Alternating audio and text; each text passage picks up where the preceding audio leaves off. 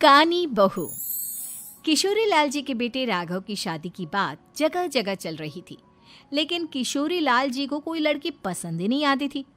और उसकी एक ही वजह थी, किशोरी लाल जी का लालची होना। उनको लड़के वालों से मोटा दहेज चाहिए था और इसी चक्कर में एक दिन वो एक बहुत पैसे वाले के घर अपने बेटे का रिश्ता लेकर पहुंचे।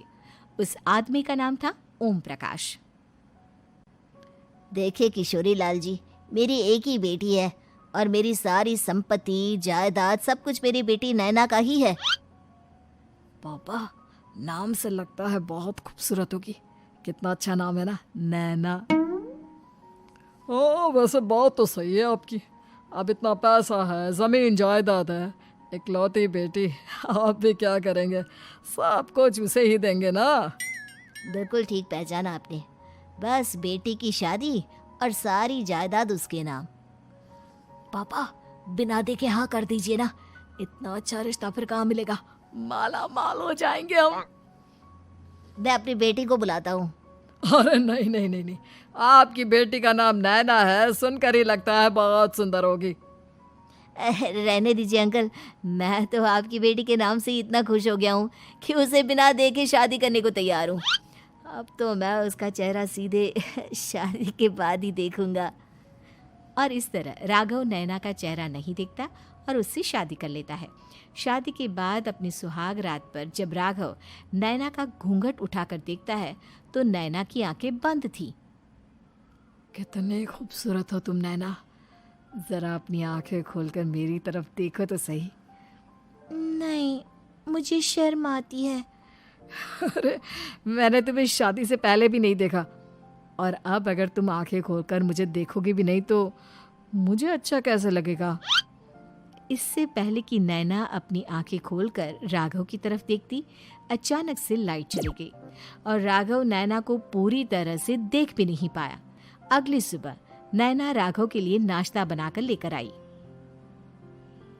अरे ये क्या, आधा पराठा सेका हुआ है और आधा बिल्कुल कच्चा। ये तुमने क्या किया नैना? बहू, तुमने क्या आधा पराठा तवे से नीचे लटका कर रखा था, जो आधा सेका है और आधा कच्चा? मुझे जितना दिखेगा उतना ही तो सीखूंगी ना पापा जी। जहाँ जहाँ मुझे नजर आ रहा था वहाँ मैंने सीख लिया, जहाँ जहाँ नहीं दिखा वहाँ कच्चा रह गया होगा। इसका क्या मतलब है? ये कैसा मजाक कर रही है तुम? अरे बहू, तुमने इतना लंबा घूंघट क्यों लगाया हुआ है? देखो, हमारे घर में बहुओं को बेटी की तरह रखा जाता है, और फिर तुम तो इतना सारा माल लेकर आई हो। देखो, ये घूंघट डालकर रखने की कोई ज़रूरत नहीं है। हाँ नैना, पापा जी ठीक कह रहे हैं, तुम तो आराम से रहो, अपना ही घर समझो। नैना अचानक से अपना घूंघट उठा लेती है। अरे ये क्या पापा, नैना की तो एक आंख फूटी हुई है। नाम से नैना, लेकिन ये तो कानी बहू निकली। मेरे साथ धोखा हुआ है, धोखा। बिना दिखाए अपनी कानी लड़की मेरे संग ब्याह दी। मुझे कानी बीवी नहीं चाहिए। मुझे अभी ओम प्रकाश जी से बात करनी पड़ेगी। आखिर उन्होंने मेरे साथ ऐसा किया क्यों? अरे, आप लोगों ने ही तो पापा से कहा था कि आप लोग शादी से पहले मुझे देखना नहीं चाहते। अब मेरे पापा पर क्यों इल्जाम लगा रहे हैं? अरे लेकिन उन्हें बताना तो चाहिए था ना कि तुम कानी हो, एक आंख से तुम्हें दिखाई नहीं देता। किशोरी लाल और राघव नाराज होकर ओम प्रकाश को अपने घर बुलाते हैं। पापा जी, ये आपने क्या किया? शादी से पहले बताया क्यों नहीं कि नैना की आंखों में परेशानी है? अरे, आप ही ने तो लड़की देखने से मना कर दिया था। और लेकिन आप बता तो सकते थे। आपको तो हमारी बेटी की प्रॉपर्टी चाहिए थी, वो भी पूरी की पूरी। अब क्या हुआ अगर उसे आधा दिखाई देता है? प्रॉपर्टी तो आपको पूरी मिल गई ना। अरे ये क्या बात हुई? मेरी शादी प्रॉपर्टी से नहीं, आपकी बेटी से हुई है। अब ये तो पहले सोचना चाहिए था, तब तो मेरी प्रॉपर्टी देखकर तुम्हारी जुबान लप लप आ रही थी। लेकिन मैं कानी लड़की को अपनी बीवी बनाकर नहीं रख सकता। पापा, कुछ करिए ना आप। हाँ, करता हूँ। देखिए ओम प्रकाश जी, आप हमारे साथ ऐसा नहीं कर सकते। और तुम देखो, अगर तुमने मेरी बेटी से शादी तोड़ी ना, तो जो भी प्रॉपर्टी मैंने तुम्हें दी है वो तो पूरी की पूरी वापस ले ही लूँगा, और आधी प्रॉपर्टी तुम्हारी भी लूँगा। अरे मेरी आधी प्रॉपर्टी भला क्यों लेंगे आप? इसलिए क्योंकि मेरी बेटी को आधा नजर आता है और उसकी नज़र अभी तक तुम्हारी आधी जायदाद पर ही पड़ी है। अब तुम उसे घर से निकालोगे तो कुछ तो लेकर जाएगी ना।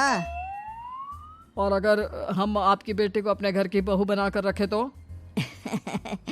तो तुम्हारी पूरी प्रॉपर्टी तुम्हारी ही रहेगी, और जो मैंने तुम्हें दिया है ना, उसमें से बस मैं आधा लेकर जाऊंगा।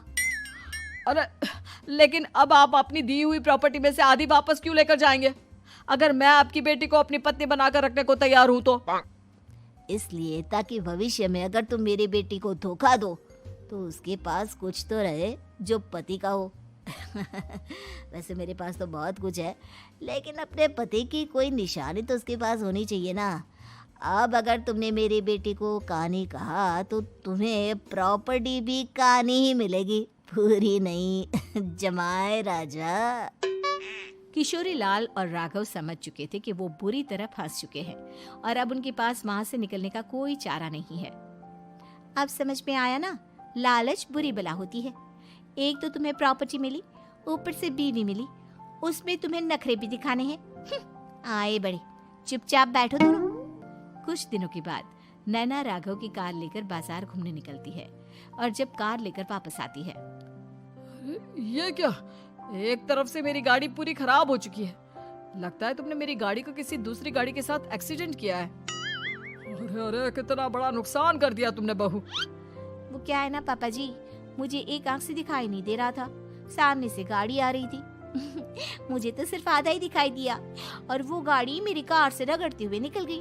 अब मैं क्या करूं बताओ? आप इसे ठीक कराने के पैसे कौन देगा? तुम्हारे पापा? तुमने मुझसे इस तरह से बात की? अभी रुको। नैना राघव की शिकायत ओम प्रकाश को कर देती है। देखो राघव, अब जो मेरी आधी प्रॉपर्टी तुम्हारे पास थी ना, उसमें से आधी और मैं लेकर जाऊंगा, क्योंकि तुमने मेरी बेटी को डांटा। अरे नहीं नहीं पापा जी, गलती हो गई, माफ कर दो। गलती की तो कोई गुंजाइश ही नहीं। अगली बार मेरी बेटी को डांटा तो बची हुई आधी में से आधी और ले जाऊंगा। लालच के चक्कर में हम दोनों ने बहुत बड़ी गलती कर दी बेटा। एक तो तुम्हें कानी बहू मिली और ऊपर से जो माल मिला वो भी काना।